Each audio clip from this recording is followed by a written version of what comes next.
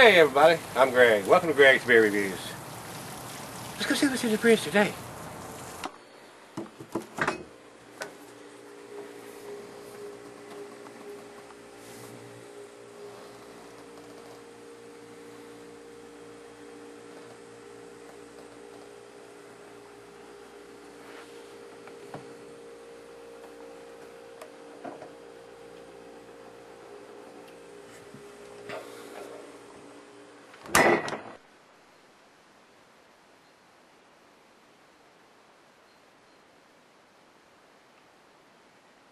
Alright guys, thanks for stopping by Greg's Beer Review today. Today's beer is the second beer from 16 Mile Brewery.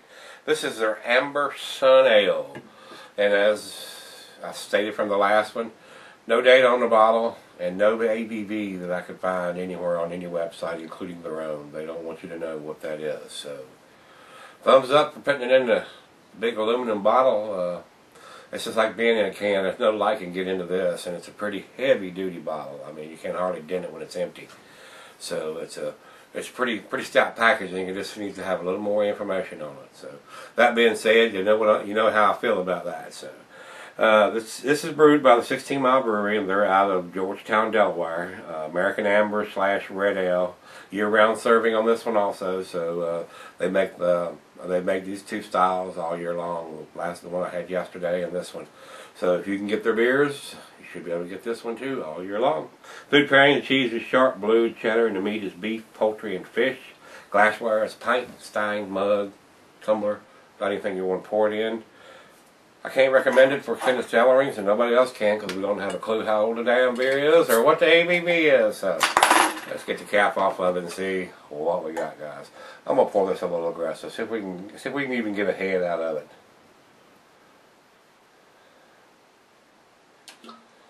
Well, pouring it down the center like a stout, we got one finger of head. So look at that. What do you think about that? And it pours pretty close to the same color. It may be just a tad redder than the one I had yesterday, but the one I had yesterday looked like a dark iced tea or a weak Coca-Cola in the glass. So it was pretty reddish brown too. So not clear like any kind of amber ale or lager is going to be. So there are just a few bubbles streaming up from the bottom, not a whole lot at all. So it's not really carbonated, so I can tell. So let's get a nose on it.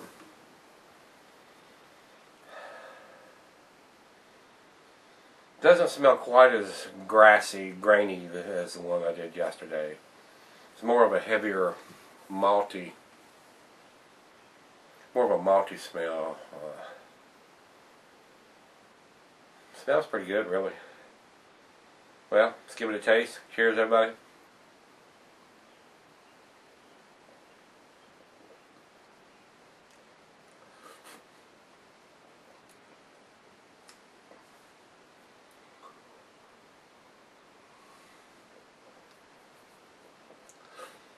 It's a little heavier on the malt, but I think I'm detecting just a little more alcohol in the taste of this one than the other one. So this one might be just a higher than ABV, but we don't know.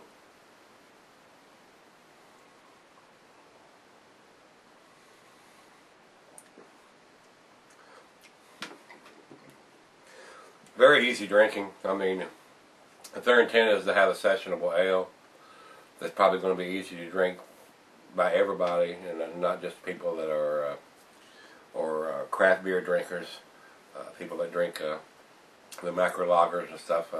This may be light enough or sessionable enough for them to be able to handle, their palates to handle. So that may be where they're shooting with this. So they won't get to season craft beer drinkers with this taste, but they may be a good transition beer for them guys. So that being said, I'm going to let it warm up. It may swing my decision like the last one did just a little bit, but not having the information on the bottle or even on the website where you can find out what's going on or a batch number or anything to find out.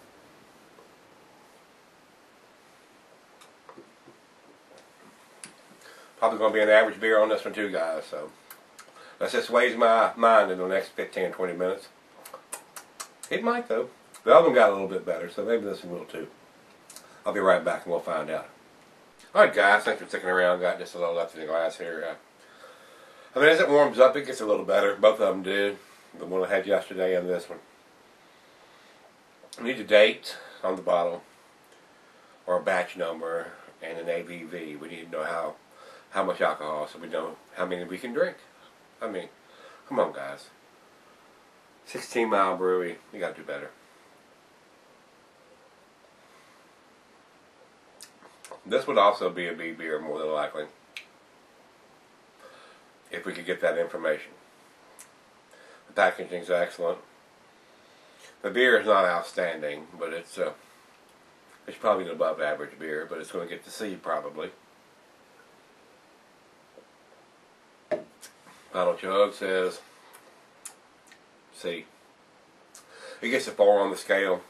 Red Beer has it at 38 overall and a 42 in the style, which is a little better than the beer last night. So, Beer Advocate has a B, just like it did last night, and I kind of agree with that. It probably is a B beer, but I need to have that information on how old the beer is and what the ABV is. So we know how long we can keep it, whether we can sell it or we got to bust a cap on it right away as soon as we get it. So, but not having any date, you having any being a year-round serving, not a seasonal. If they put it out in the summer or out in the winter, you can kind of guess at when you think the beer come out. But being year-round, you don't have a clue. This could be this year's, could be last year's. I don't know how long we've been doing it, but I hate to get up on that soapbox and preach about this, but you gotta have a date on the bottle, guys.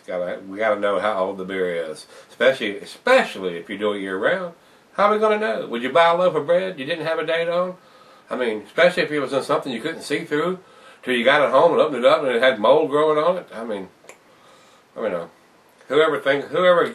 says that they can sell beer without having a date on it ought to be horsewhipped.